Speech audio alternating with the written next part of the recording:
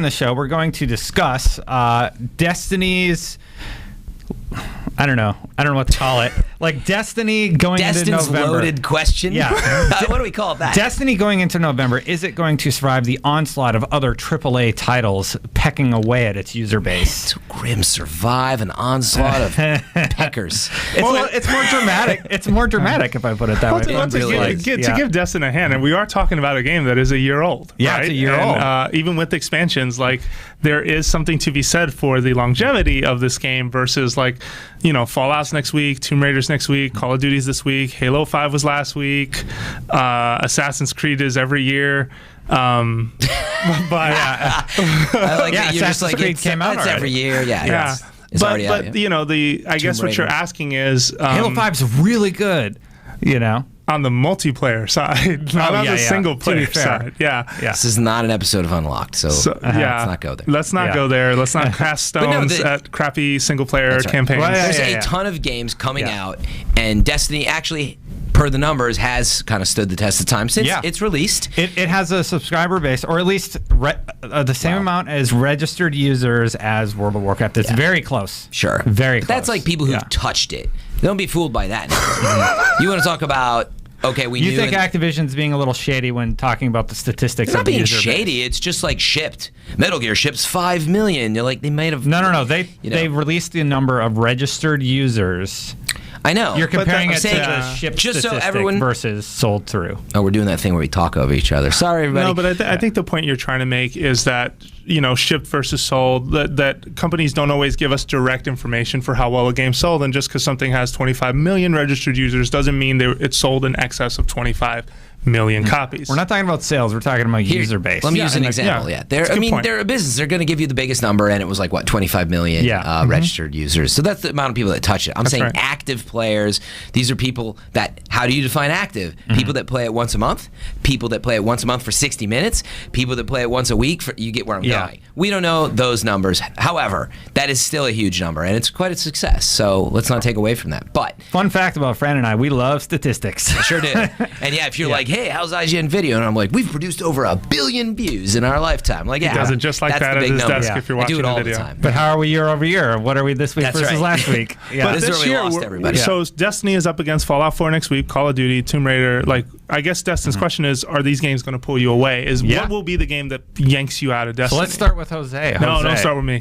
Come back to me. All right, Fran, we'll start with you. Nothing is going to pull me away because I'm so deeply invested in this that until I hit 320 at least, depending on if the light changes or anything. There's been rumors, but I got to get to 320, and I only have so much time, and I play games on the weekend, so I'm basically playing this, and I am going to play all those other games, but not before I finish this task. And so honestly, and cloning, and so what's also interesting, and cloning. Well, actually, I just thought of Tomb Raider.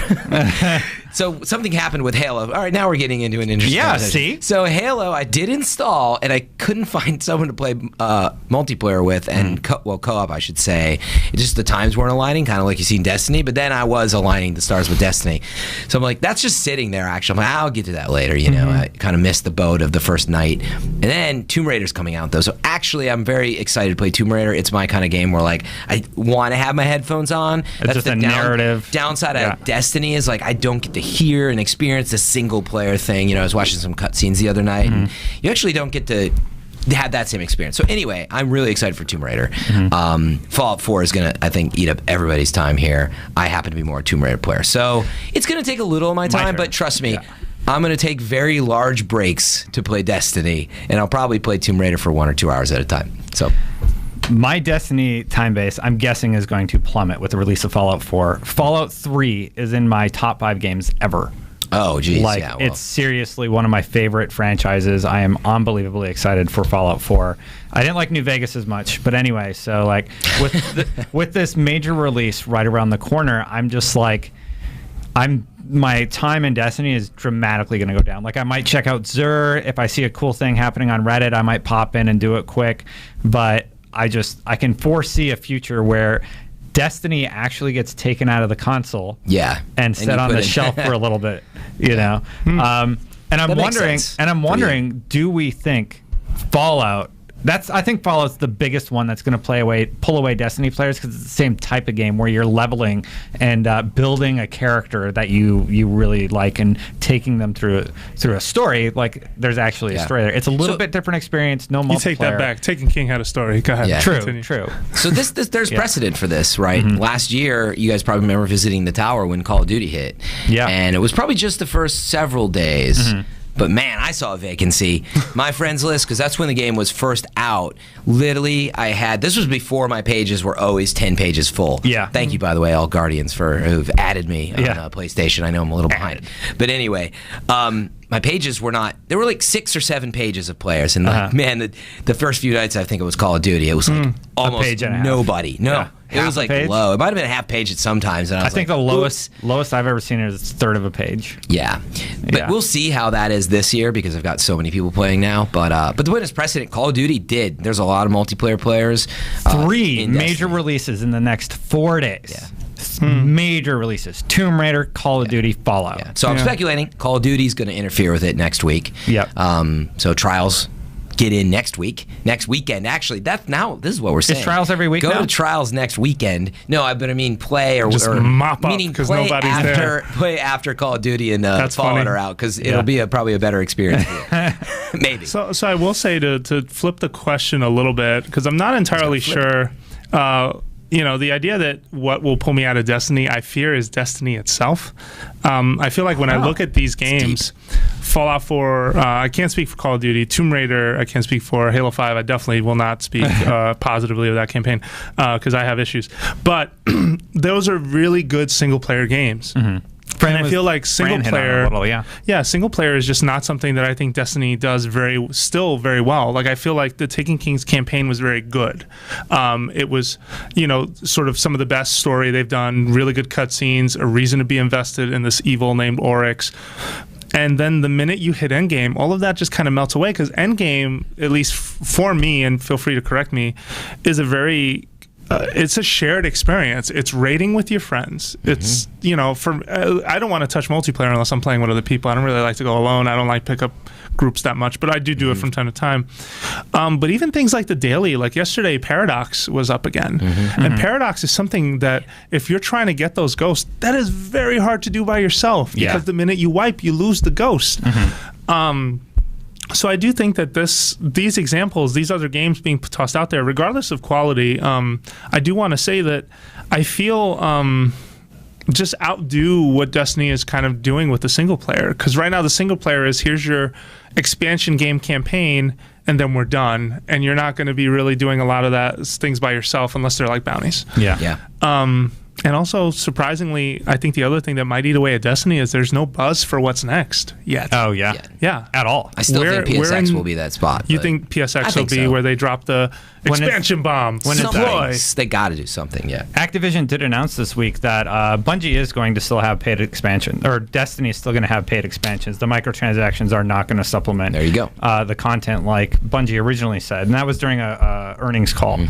So, we are still going to see DLC for Destiny. Yep.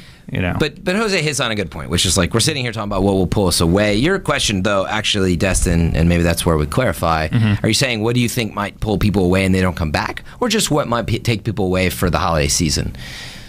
I think if they get pulled away by one of these games for a month, they might not come back. I think you're right.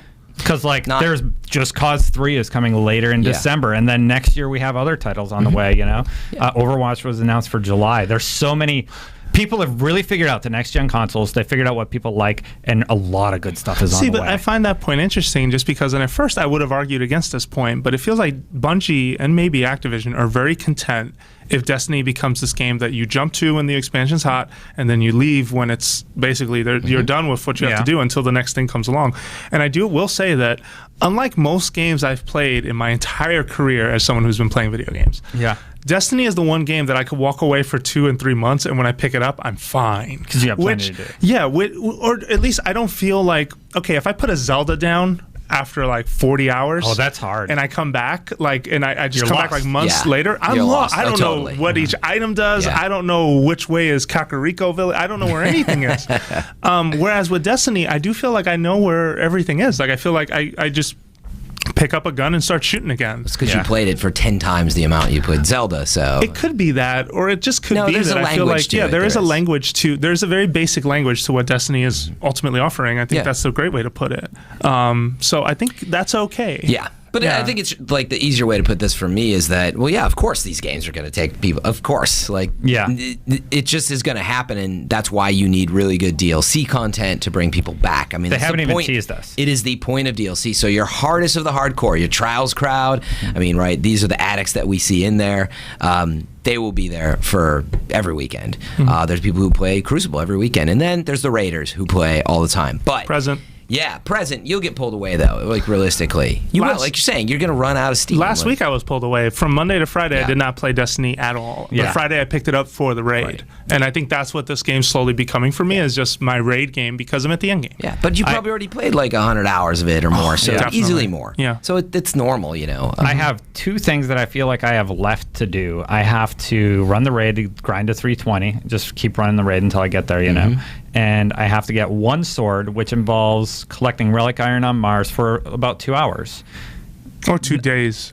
Or 2 days. Just no, that grind just get marks and you have to do it. That's for the exotic sword. And I'm not going to do that. Those sword quests are designed so poorly. I just, you know, I probably won't do it. Yeah. No, I'm just like, do I want to do that, or do I want to play Fallout?